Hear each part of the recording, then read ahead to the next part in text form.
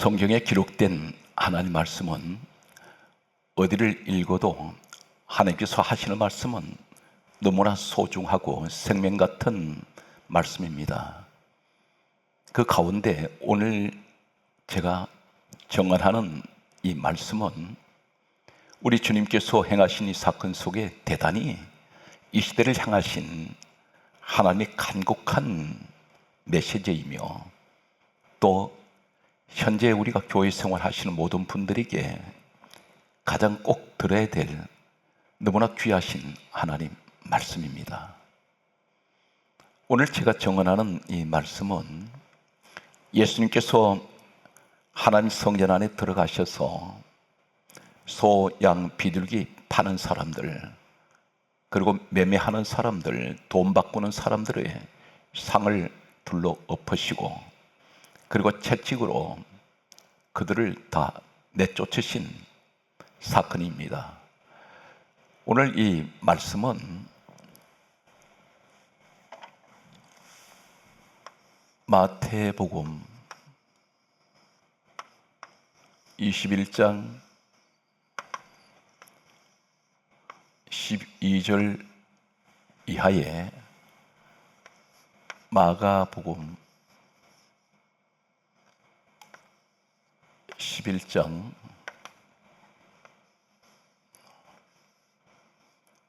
15절 이하, 누가복음 19장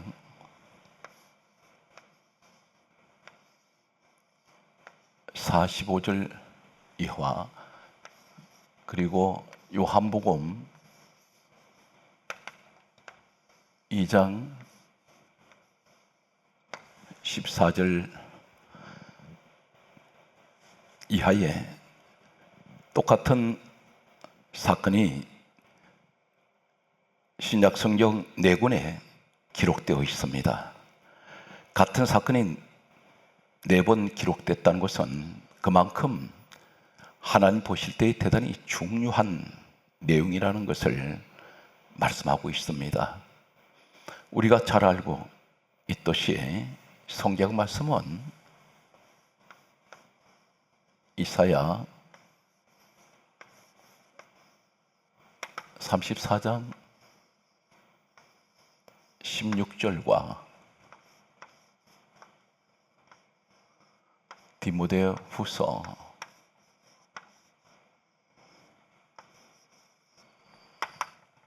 3장 16절에는 이사야 34장 16절에는 너희는 여호와의 책을 읽어보라. 여호와의 입이 이를 명령하셨고 그의 영이 이것들을 모으셨음이라 말씀하셨습니다. 여호와의 책은 성경 말씀입니다. 하나님께서 이를 명령하셔서 사람들이 기록을 했고, 그리고 하나님의 영 성령께서 이것들을 모으셨다고 말씀합니다. 디모데후서 3장 16절에는 모든 성경은 하나님의 감동으로 기록이 되었다고 말씀하십니다.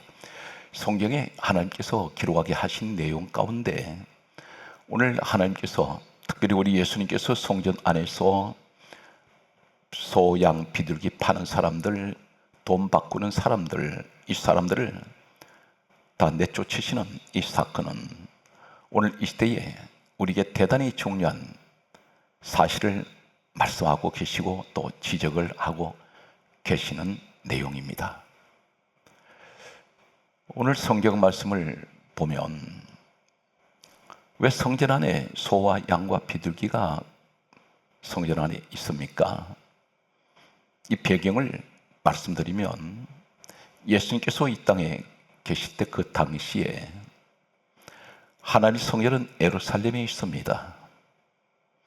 이 예루살렘은 사면이 사막으로 둘러싸여 있는 곳입니다.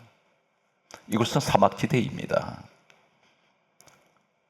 반드시 하나님께 예배드리는 사람들은 예루살렘을 찾아와서 예배를 드립니다. 때로는 먼 나라에 있는 유대인들이 하나님께 예배드리기 위해서 예루살렘으로 찾아올 때에 머나먼 여행을 하게 됩니다. 당시에는 기계를 이용하는 교통수단이 없었습니다. 그들은 사막을 건너올 때에 짐승을 이용하는 교통수단으로 짐승들을 통하여 그들은 예루살렘으로 오게 됩니다. 하나님께 예배 드릴 때 가장 없어서는 아니 될 반드시 꼭 필요한 한 가지가 있어야 하는데 그것은 하나님께 바쳐지는 제물입니다. 소, 양, 비둘기가 대표적인 하나님께 구별된 제물들이었습니다. 이 제물들을 하나님께 바치는 제물은 성경에 보면 1년생 된 수컷으로 해야 합니다.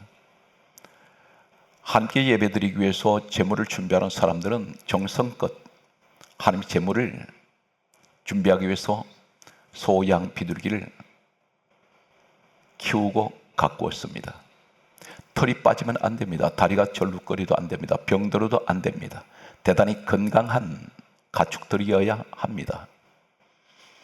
그들의 집에서 예루살렘을 향해서 떠날 때에 함께 제물로 드려지는 이 가축들을 함께 데리고 갈 때에 처음에는 대단히 건강했습니다.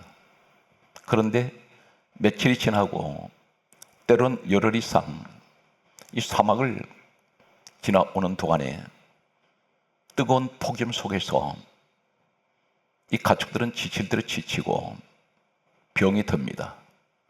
때로는 건강했던 이 가축들이 병이 들고 때론 다리를 절룩거리기도 합니다. 예루살렘에 도착해서 성전으로 들어가려고 할 때에 성전 앞에 하나님께 바쳐지는 이 제물을 검사하는 검시관들이 있었습니다. 이 검시관들이 검사를 할 때에 이 제물들이 쇠약해 보이거나 병든 그런 모습을 보면 하나님께 제물을 바치지 못하도록 그들은 불합격 판정을 내리게 됩니다. 머나먼 길을 걸어왔던 이 사람들은 난감합니다. 좌절하게 됩니다. 이러한 상황에서 성전 마당에, 성전 뜰에 하나님께 드려지는 소, 양, 비둘기를 파는 사람들이 있었습니다.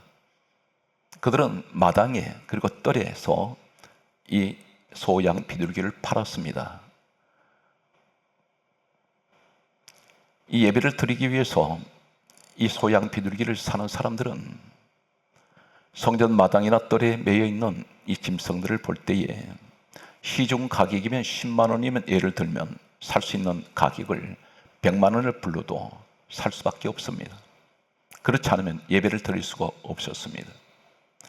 성전 마당이나 뜰에서 소, 양, 비둘기를 파는 사람들은 폭리를 취했습니다. 그런데 소, 양, 비둘기가 성경 말씀을 보게 되면 요한복음 2장 14절에 성전 안에 들어와 있습니다. 급기야는 장사꾼이 성전 안에까지 소, 양, 비둘기를 데리고 들어왔습니다. 이 성전 안에는 예배를 드리는 곳입니다.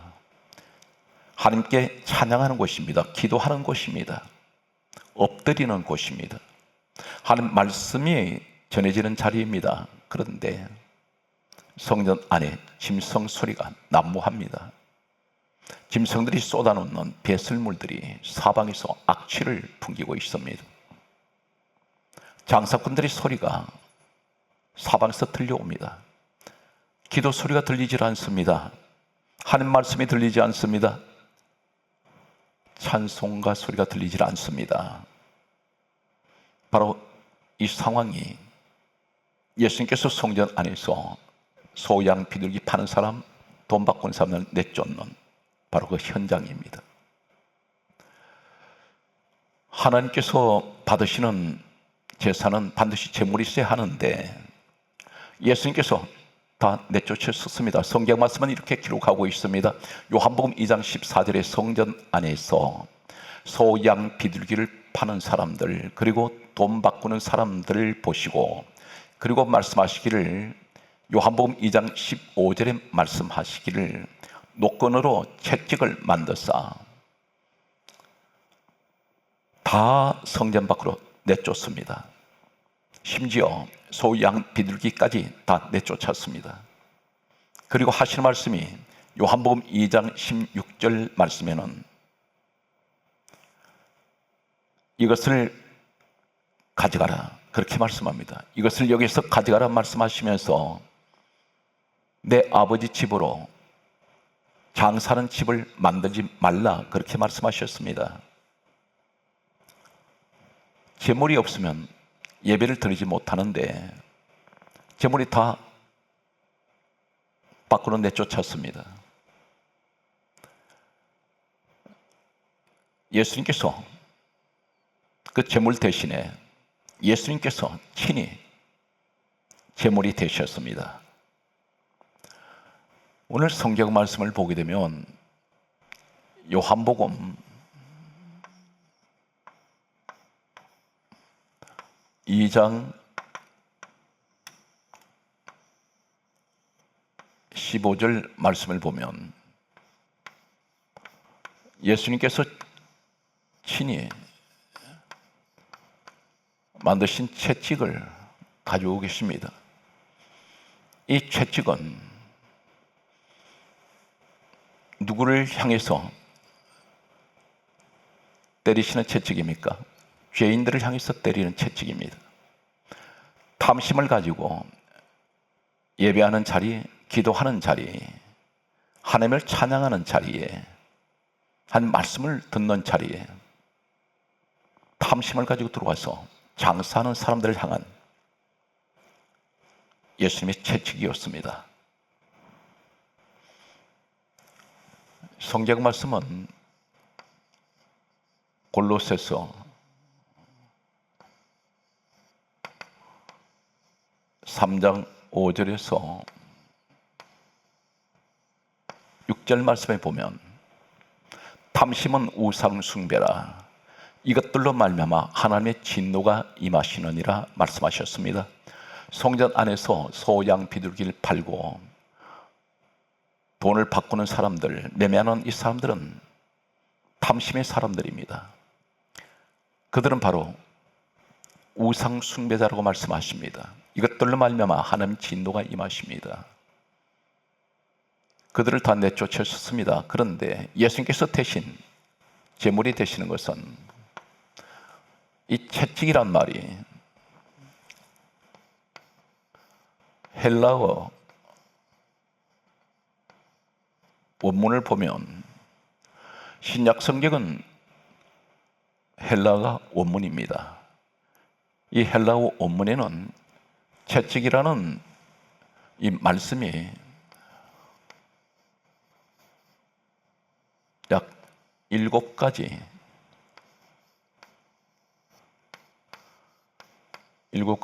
원문이 다 다릅니다.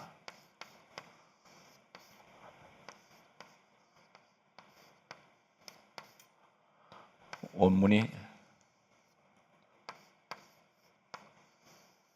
다 다릅니다.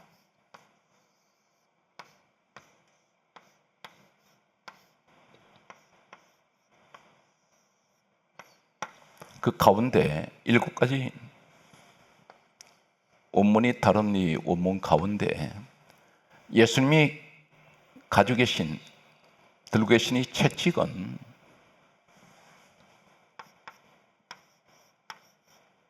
포라,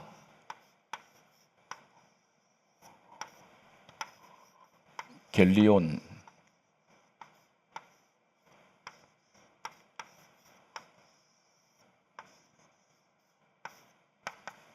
이라고 부르는 헬라어 원문에는 프라켈리온, 이 말씀이 바로 예수님 요한복음 2장 15절에 가지고 계신 채찍입니다. 이 프라켈리온은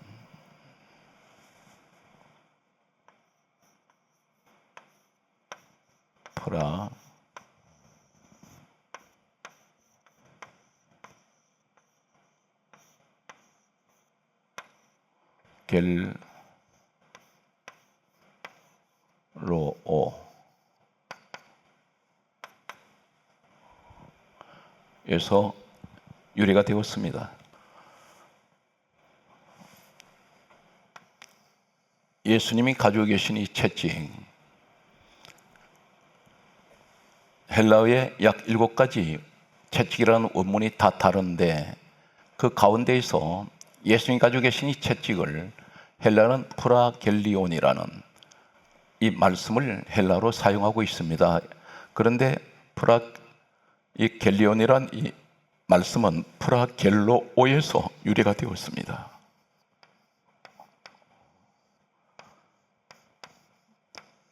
본래는 라틴어에서 유래가 된 말씀입니다.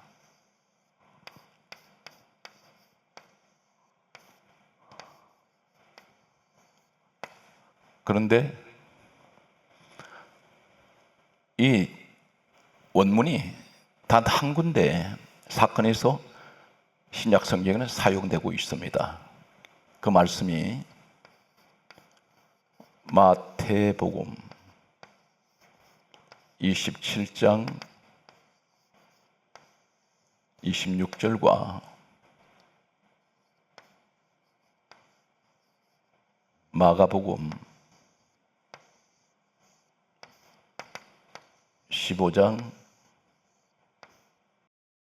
마가복음 15장 15절에 채찍이라는 말씀이 나옵니다. 마태복음 27장 26절에 다음같이 말씀합니다. 예수는 채찍질하고 십자가에 못 박게 넘겨주니라.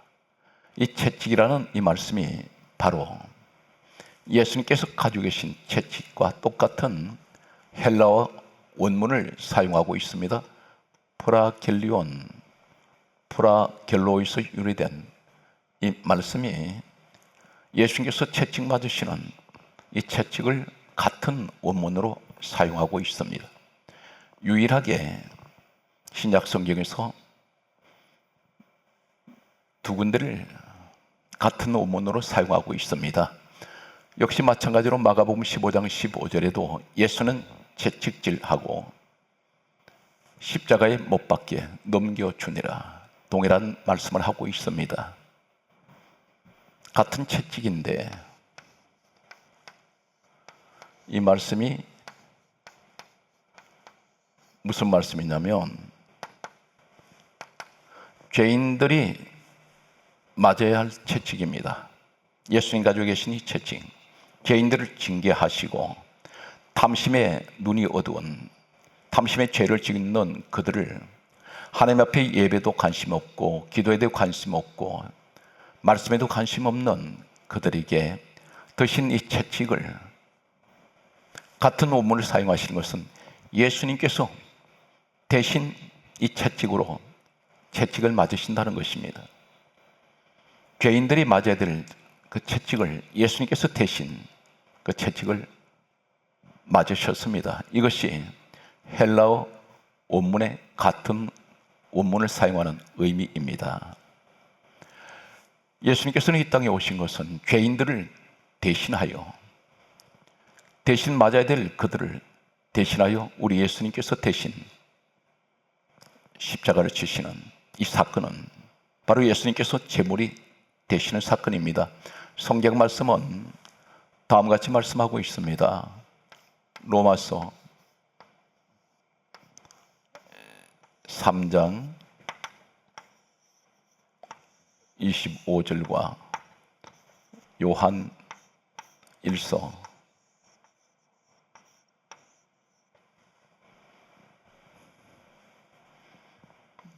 2장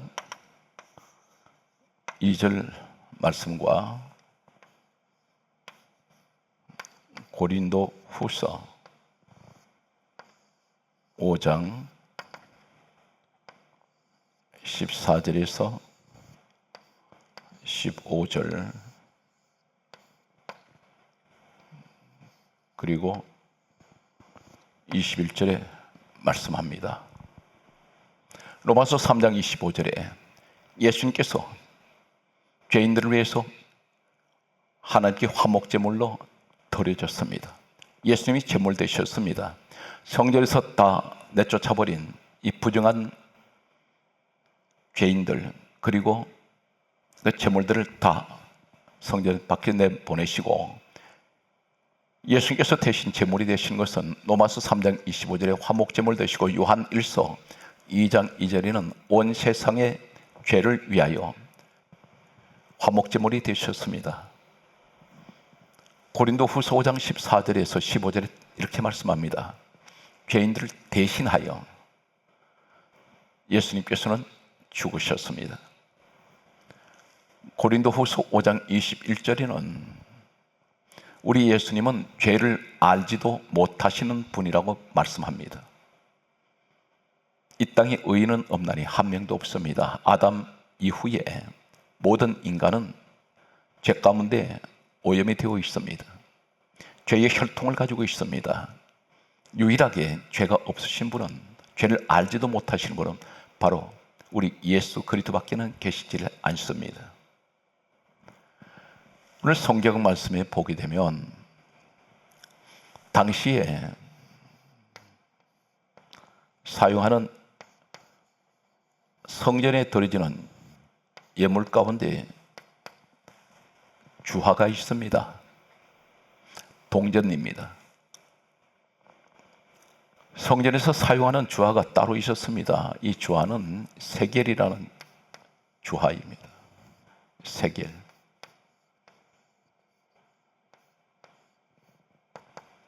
이 세겔이라는 주화인데 성전에서 따로 사용하는 이 주화를 왜 사용하고 있을까요? 당시에 유대민족은 로마의 지배를 받고 있었습니다. 자인이 이 유대민족은 로마에서 발행하는 지폐나 주화를 사용해야만 했습니다. 그런데 로마에서 발행하는 이 지폐나 주화에는 하나님 성전에 사용할 수가 없었습니다. 그 이유는 모든 로마에서 발행하는 주화나 지폐에는 로마의 황제의 초상이 그려져 있습니다. 주화에는 황제의 초상이 새겨져 있습니다. 그리고 이 지폐에는 또 주화에는 한결같이 황제를 우상화시키는, 황제를 신이라고 하는 그런 글귀들이 새겨져 있었습니다. 이것은 하나님께 드릴 수 없는 그런 화폐였습니다. 자인이 성전 안에는 세겔이라는 주화를 따로 만들었는데 이 세겔 주화에는 특징이 갈대 그림이 세겔 주화에는 새겨져 있습니다. 예수님께서 이렇게 말씀하신 적이 있습니다. 마태복음 11장 7절과 마태복음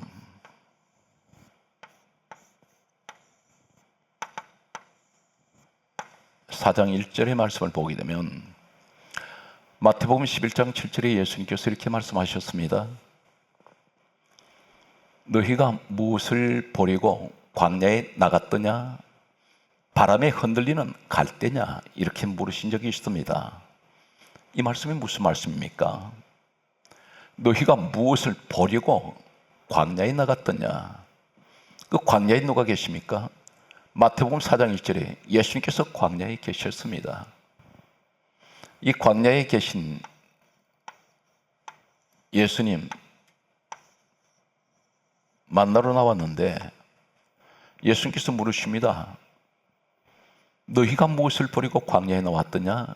그렇게 물으시면서 바람에 흔들리는 갈대냐 물으셨습니다. 이 갈대냐 물으셨던 것은 바로 세겔 주화에 새겨진 갈대를 의미합니다. 하나님께 바쳐지는 이 화폐, 세겔 돈은 갈대가 그려져 있습니다. 너희가 흔들리는 갈대, 이렇게 말씀하시는 것은 바로 돈을 의미하고 있습니다. 다시 말씀드려서 이 말씀은 너가 나를 만나러 나온 것이, 나를 만나러 나온 것이 아니라 너는 돈 때문에 나온 것이 아니냐, 갈대 때문에 나온 것이 아니냐, 바람에 흔들리는 갈대냐, 무엇을 버리고 광야에 나왔느냐, 바람에 흔들리는 갈대냐. 이 말씀은 너는 돈 때문에 나한테 나왔구나. 오늘 여기서 바람이 흔들린다고 했습니다. 오늘 이 시대에 교회 생활에서 하나님 앞에 돈 때문에 믿음이 흔들리는 사람들이 있습니다. 전혀 믿음이 자라질 않습니다. 바람이 흔들린다고 있습니다. 신앙생활이 정상적으로 유지가 되지 않습니다. 바람에 흔들리는 갈대 같은, 다시 말씀드려서 갈대를 화폐를 의미한다면 너는 돈 때문에 늘 믿음이 흔들리고 그리고 신앙이 흔들린다는 것입니다. 성경 말씀을 계속해서 보면 다음 같은 말씀을 하십니다. 요한복음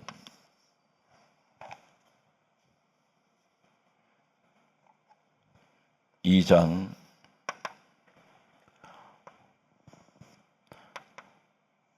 16절 말씀에 보면 다음과 같은 말씀을 하십니다. 이것을 여기서 가져가라. 이것을 여기서 가져가는 이 내용이 무엇입니까? 양소 비둘기입니다. 그리고 돈들을 다 가져가라는 것입니다. 그리고 하실 말씀은 내 아버지 집으로, 장사는 집으로 만들지 말라, 그렇게 말씀합니다. 장사, 예수님께서 말씀하시는 장사는 집으로 만들지 말라. 이 말씀은 장사하는 사람은 목적이 무엇입니까? 이익을 남기는 것입니다. 이익을 추구하는 것입니다. 장사하는 사람은 늘 계산을 하고 있습니다. 밤낮 없이 장사하는 사람은 이익금을 생각을 합니다. 얼마를 남길까? 자신이 얼마를 챙길까? 이것이 장사하는 사람들의 특징입니다. 때로는 흥정을 합니다. 예수님께서 말씀하시는 이 장사한다는 것은 뭘 말합니까? 성전에 나와서 하나님과 장사하는 사람이 있습니다. 항상 자기 자신을 위해서 이익을 남기려고 합니다. 오늘 여기에서 흥정하는 사람들이 있습니다. 장사를 하는 사람은 흥정을 합니다. 이 흥정이 때로는 성전에 나온 사람들이 흥정을 할 때가 있습니다. 언제 이 모습을 볼 수 있습니까? 기도하는 것조차도 하나님께 장사를 하고 있습니다. 기도하는 사람 가운데 흥정하는 사람이 있습니다. 이 흥정이 어떤 것입니까? 하나님께 내가 조건을 제시합니다. 나한테 이렇게 해주시면 이렇게 하나님께 해드리겠습니다. 나한테 이 문제 해결해 주시면 내가 하나님 앞에 앞으로 이렇게 하겠습니다. 나를 이렇게 축복해 주시면 하나님께 내가 이렇게 드리겠습니다. 내가 먼저 조건을 제시하고 있습니다. 이것은 하나님과 관계에서 흥정하고 있습니다. 대단히 무서운 기도입니다. 엄청난 큰 죄를 짓는 기도라고 할 수 있습니다. 하나님 앞에 흥정하는 사람들, 우리가 감히 하나님께 흥정할 수 있는 그런 대상은 아닙니다. 천지 우주 만물의 주인 되시는 하나님 앞에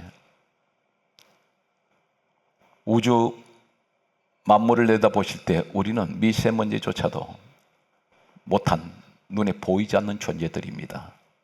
그러한 우리가 감히 하나님께 흥정을 하고 있을 때가 있습니다. 이것이 오늘날 대체적으로 성도들이 기도의 모습을 보면 그러한 모습들을 가지고 있습니다.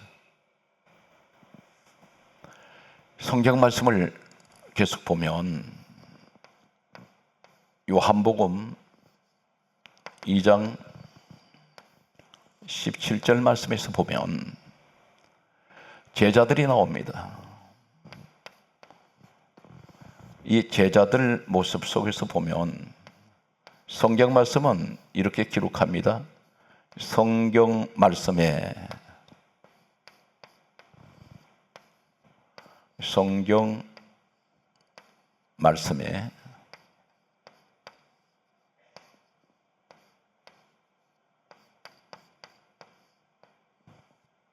성경 말씀이라고 기록합니다.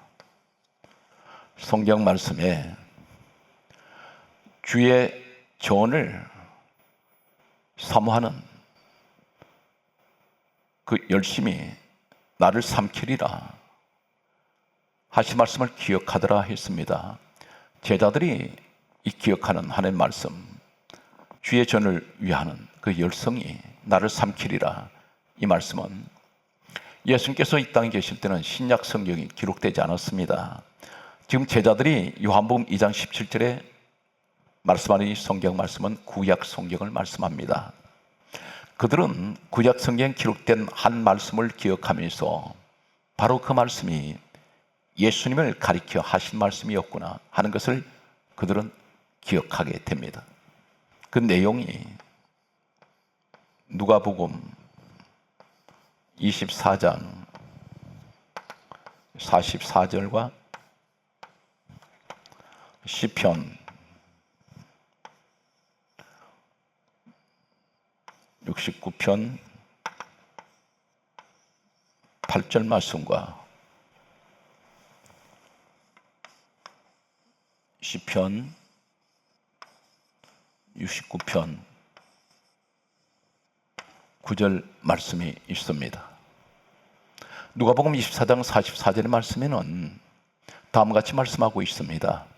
모세 율법과 선지자의 글과 시편에 나를 가리켜 기록된 모든 것.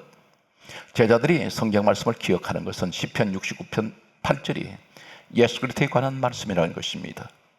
내 형제에게는 객이 되고 내 어머니의 자녀들에게는 낯선 사람이 되었나이다. 그렇게 기록되어 있습니다. 시편 69편 9절에는 주의 집을 위하는 열성이 나를 삼키고 주를 비방하는 그 비방이 나에게 미쳤도다. 그렇게 말씀합니다. 이 말씀이 무슨 말입니까? 우리 주님은 하나님의 성전을 너무나 사랑하셨습니다. 이 땅에서 사역하실 때에 틈만 나시면 항상 성전에 늘 계셨습니다. 그런데 예수님께서 성전에서 그들을 내쫓으셨을 때에 성경 말씀은 이렇게 기록하고 있습니다. 마가복음 11장 18절 말씀에 보면 예수를 어떻게 하면 죽일까? 그들은 예수님을 죽이기로 의논하고 있습니다. 성전에서 그들을 내쫓았을 때 그들은 예수님을 죽이려고 했습니다. 결국 예수님은 십자가에 못을 박히시고 죽으셔야 했습니다. 그리고 사흘 만에 주님은 다시 살아나시게 됩니다. 요한복음 2장 19절에 예수님께서 다음과 같이 말씀하셨습니다. 이 성전을 헐라 내가 사흘 동안 일으키리라. 그렇게 말씀하셨습니다.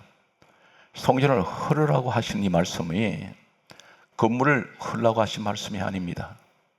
무슨 말씀이 있을까요? 성전을 헐라. 예수님 말씀하신 헐라,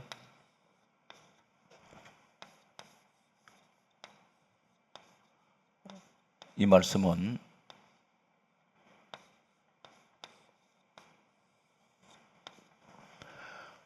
헬라어 원문에는,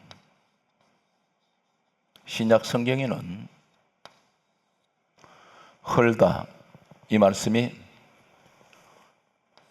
약 네 가지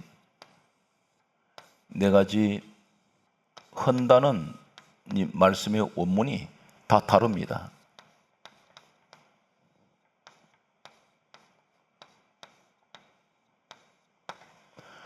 원문이 다 다릅니다. 다른데 이 헐라 이 말씀은 헬라어는 리오입니다.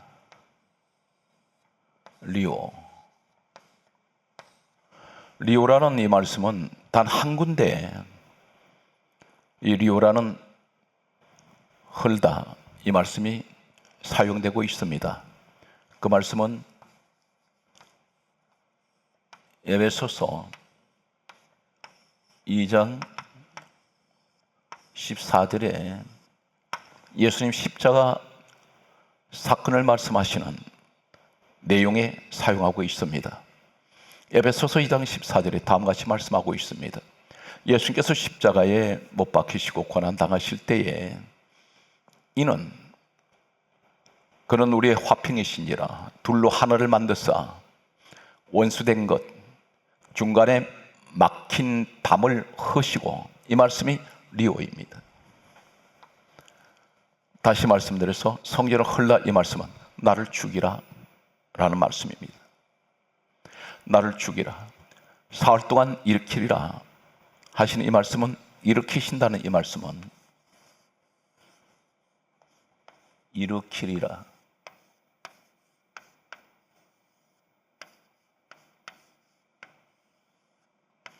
이 말씀은 헬라어에는 에게이로입니다.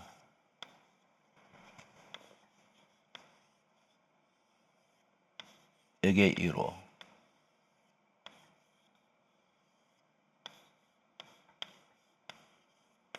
이 말씀은 누가복음 7장 14절에 죽은 자를 일으키다, 이 말씀이 에게이로입니다. 다시 말씀드리면 나를 죽이면 내가 사흘 만에 다시 살아나실 것을 말씀하는 내용입니다. 오늘 말씀의 결론이 요한복음 2장 21절의 말씀 보게 되면 성전된 자기 육체라고 말씀하십니다. 성전된 자기 육체.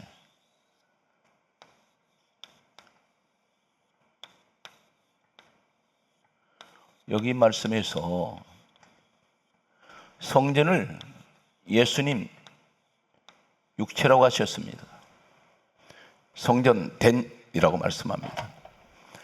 예수님께서 죽으심으로 왜 죽으셨습니까?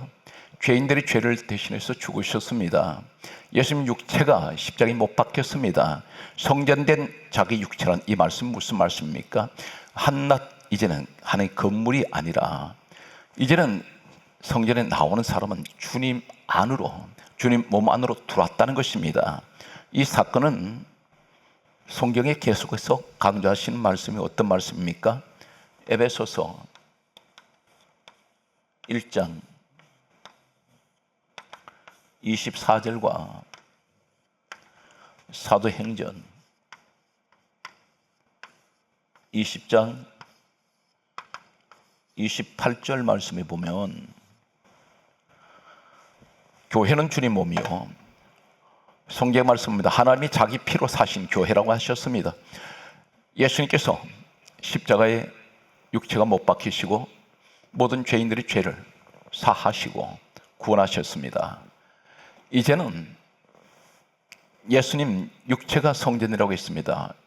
주님 안으로 들어오는 사람, 성전 안으로 들어오는 사람은 주님 안으로 들어오는 사람입니다. 이제는 주님께서 죽으시고 난 후에는 소양 비둘기로 제물을 드리지 않습니다. 오직 우리 제물 되시는, 구원의 제물 되시는, 하나님께 바치지는 제물, 바로 우리 예수 그리스도로 말미암아 주님 몸이 성전이 되었습니다. 주님 안으로 들어온 사람들, 성전 나오는 사람은 어떤 사람입니까? 죄에서 자염을 받은 사람들입니다. 구원받은 사람들입니다. 예수 그리스도 육체 안으로 들어오는 사람들, 그것은 바로 성전된 자기 육체라고 말씀합니다. 예수님 육체는 인간의 죄 때문에 죽으셨습니다. 이제는 죄가 모든 것이 사해졌습니다. 그러므로 요한일서 1장 7절에 예수의 피가 우리를 모든 죄에서 깨끗하게 하셨습니다. 성전된 주님 육체를 말씀하시는 오늘날 섬기시는 교회가 바로 우리 성전된 우리 주님의 육체입니다. 그곳에는 구원이 있습니다. 죄 사함이 있습니다. 그 축복이. 모든 구원은 교회를 통해서 이루어집니다. 예수님께서 이 땅에 오시고 난 후 요한계시록에는 이렇게 말씀합니다. 7교회를 향해서 하실 말씀은 귀 있는 자들은 성령께서 교회에 하실 말씀을 들을지어다. 사랑하는 성도 여러분, 성전된 예수 그리스도의 육체라고 말씀하시는 성전 안, 다시 말해서 섬기는 교회 안으로 들어오십시오. 그곳은 주님의 피가 있는 곳입니다. 사도행전 20장 28절에 하나님이 자기 피로 사신 교회입니다. 생명의 피, 그리고 구원의 피, 죄사함의 피가 있는 예수 그리스도 안으로 들어오시는 오늘 성전의 축복이 여러분과 함께 하시기를 주 예수 이름으로 축원합니다.